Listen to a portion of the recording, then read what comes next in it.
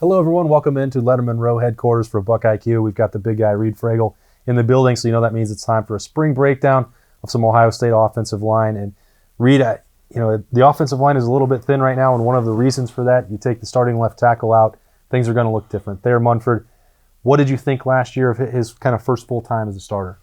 Well, I think Thayer is probably one of the most athletic guys on the O-line that Ohio State's seen in quite some time. That being said, I think this year moving forward, he has every opportunity to showcase his ability to perform at the next level. So obviously having him down during spring is not ideal, but there's plenty of time ahead for him to kind of groom himself into a first-round draft pick. I would say that of anybody on that offensive line, Thayer Munford probably needs those reps the least. But how much value do you see out of those as a former offensive lineman for the Buckeyes when you go through March and April practices? How important are those for getting an offensive lineman ready for the fall? Well, I think the consistency is something that's key in this time right now. It's not obviously going to make or break your season for one practice. Sure. There's not going to be something that dramatic or drastic this early on that's going to really make or break your year. But I will say I think that having a consistent lineup day in and day out is huge this early on, where you can kind of start gelling, get some chemistry going amongst the guys. So it's difficult when you don't have all those guys there to do that. Yeah, Thayer Munford watching this spring, not able to get some of that chemistry going. You can kind of see it with a little bit of the back and hip for him late last year. We'll see if those struggles showed up on film with Reid as we break down Thayer Munford moving forward, what to expect when that left tackle is back and healthy with the Buckeyes. Let's roll the tape. All right, Reid, you look here in the Big Ten Championship game. You got Thayer Munford out there at left tackle. That's his job. That's his role. He'll have it when he comes back. But one reason he's not out there this spring, he was not 100% full strength in this game with some of that back and hip injuries that were nagging for him. But he still looks pretty darn good. Yeah, it's one of those things I forget about looking back on that season, that he wasn't his, best health during this game. But you see him still able to play at a very high level, and I don't know if it's because of the undersized defensive end across from him there, but some of his plays here early on, you'll see him. He'll be out there looking athletic to where you forget that he's hurt. Yeah, this winds up obviously being a pretty good drive for the Buckeyes. Nice. When you watch Munford, setting his pass sets or when he's run blocking, what about him is most impressive to you? I think the combination of his feet and his hands and his ability to sit down and be quiet with his feet there, like you'll see here, able to control a smaller, quicker opponent for his size, I think is impressive. And just the way he moves in open space, I don't know if we'll see any of those plays, but I really like how he moves in open space. When you're playing out there at one of those tackle jobs, I think you know the pressure that's out there. These plays when you're pulling, are those fun for you, or are those a hassle for a big guy to get moving? I like them. There's some guys, I think it's 50-50 if you like them or you don't like them, but there's no better feeling to me. Well, there's a couple good things.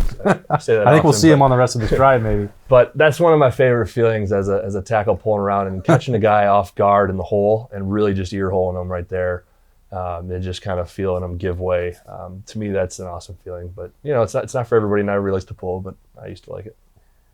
When you get those big feet moving and then somebody with that size, I mean, that can't be fun for the defensive tackle. You're talking about how great that feeling is for a lineman, and you got to be a helpless feeling for your opponent there. Yeah, and I think going back to what's impressive about Thayer is his ability to move, and pull like that at his size.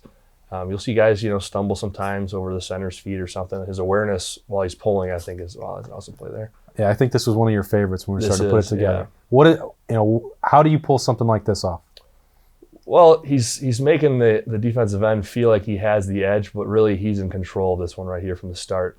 A little bit of an undersized defensive end there, but Thayer just kind of overpowers him here with his inside hand, his right hand, and catching underneath that shoulder there and having this feeling to where he thinks he has the edge and to just kind of toss him up.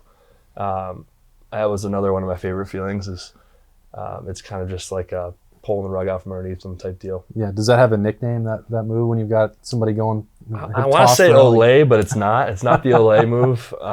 But it's a similar feeling to where the defensive end thinks he has the edge. It's a little bit easier to see in slow-mo, but you kind of give him that look, that window to where he takes the edge and he thinks he has it, but really it's a QB draw or draw up the middle to where you want him to run up the field, and you give him every bit of help that he needs to throw him up the field like that. Yeah, and it helps to be pretty strong, right? But in the Northwestern defensive end's defense, he does have his momentum already going that direction. Exactly. It's a little nudge. You're guiding him with his inertia, so to speak. So you look at how the rest of this drive played out. It was not.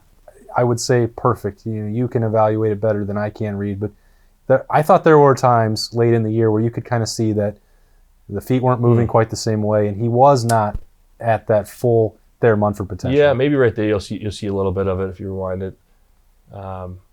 It gets a little bit sloppy, I guess, as he kind of gives the inside up. I don't think they're trying to stunt this year. I think the 3-tech was just maybe spying, but he gives up the inside, and I think a healthy Thayer Munford, you're not going to see that soft inside there. I think you're going to have a stronger presence of him with his inside foot, inside hands.